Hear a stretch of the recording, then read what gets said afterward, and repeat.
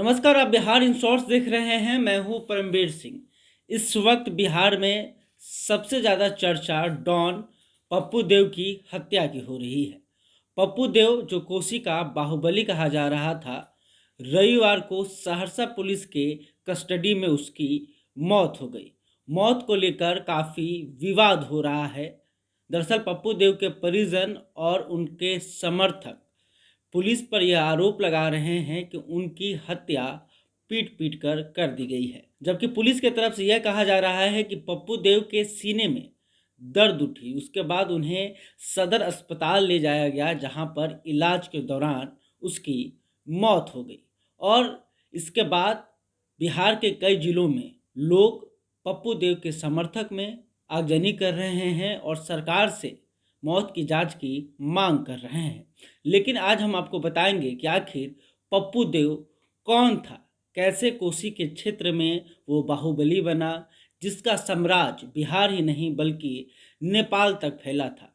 फिर जब जेल से छूटा तो कैसे बिहार की राजनीति में एंट्री करने की कोशिश कर रहा था। सारी बातें हम आपको धीरे धीरे बताएंगे। तो सबसे पहले ये हम आपको बता दें कि 90 के दशक में कोसी के क्षेत्र में बाहुबलियों का दौर चल रहा था। एक नहीं अनेकों बाहुबली थे और हर जाति का एक अपना बाहुबली था। राजपूत जहां आनंद मोहन के पीछे खड़े थे, तो वहीं यादवों के बाहुबली पप्पू यादव थे, जबकि भूमिहार पप्पू देव के साथ चल रहे थे। पप्पू देव ऐसे तो सामान्य परिवार से आने वाले थे। उनके पिता पूर्णिया के बिजली विभाग में कार्यरत थे। पप्पू देव शुरू में पूर्णिया में रहा और कहा जा रहा है कि इसी दौरान पप्पू देव धीरे धीरे करके आपराधिक दुनिया में एंट्री करने लगा। पप्पू देव पूर्णिया के अपराधी और बाहुबली कहे जाने वाले बूटन सिंह के गिरोह में शामिल हो गया और धीरे धीरे वो अपना पैठ बढ़ाने लगा। और कहा जाता है कि बूटन सिंह के साथ रहते ही पप्पू देव यूएसए करवाइन और AK-47 लेकर वहां से भाग गया और भागकर अपने जिले सहरसा पहुंचा और सहरसा में अपना खुद का गैंग तैयार किया।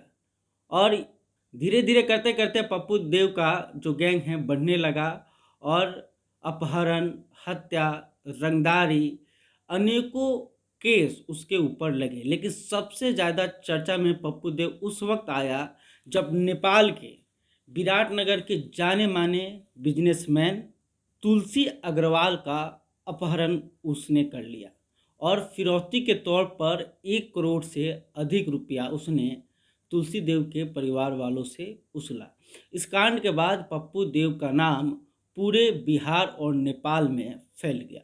फिर पप्पू देव का जो गैंग था अक्सर आनंद मोहन के गैंग से टकराते रहता था और इसे लोग जातीय संघर्ष भी कहते हैं।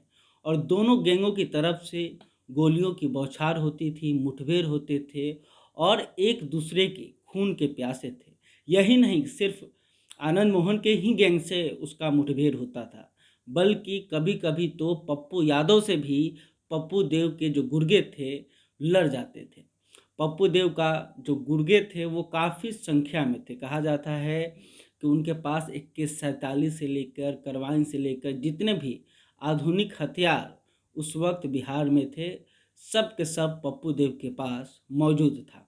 तो धीरे धीरे करते करते पप्पू देव सिर्फ अपराध जगत में ही नहीं बल्कि बिजनेस में भी एंट्री कर रहा था। कंस्ट्रक्शन के नाम पर उसने एक कंपनी बनाई थी और कंस्ट्रक्शन का वो काम करता था और उसके साथ ही उसकी पत्नी भी इस बिजनेस को संभालती थी।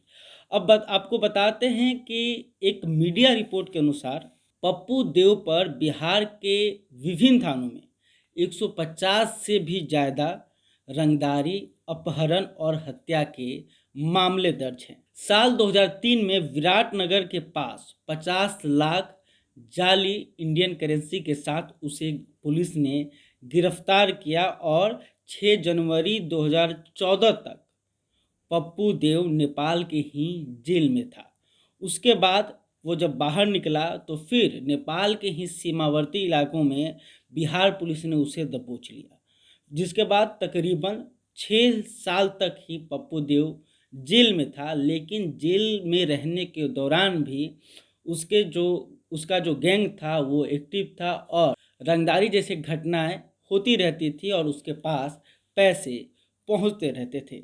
जेल से निकलने के बाद पप्पू देव अब बिहार की राजनीति में एंट्री करने का कोशिश कर रहा था। पप्पू देव और उसकी पत्नी पूनम देव कंस्ट्रक्शन कंपनी के साथ साथ बिजनेस तो कर ही रहे थे, लेकिन इसके अलावा राजनीति में भी हाथ आजमाना चाह रहे थे।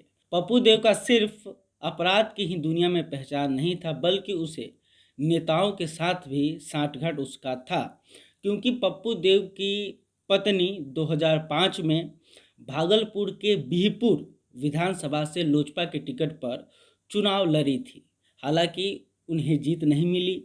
उसके बाद 2015 के विधानसभा चुनाव में सहरसा के महेसी से उनकी पत्नी पूनम देव ने चुनाव लड़ा, लेकिन जीत नहीं मिली। खुद पप्पू देव 2020 में खगड़िया के परबत्ता से चुनाव लड़ने का ऐलान किया था।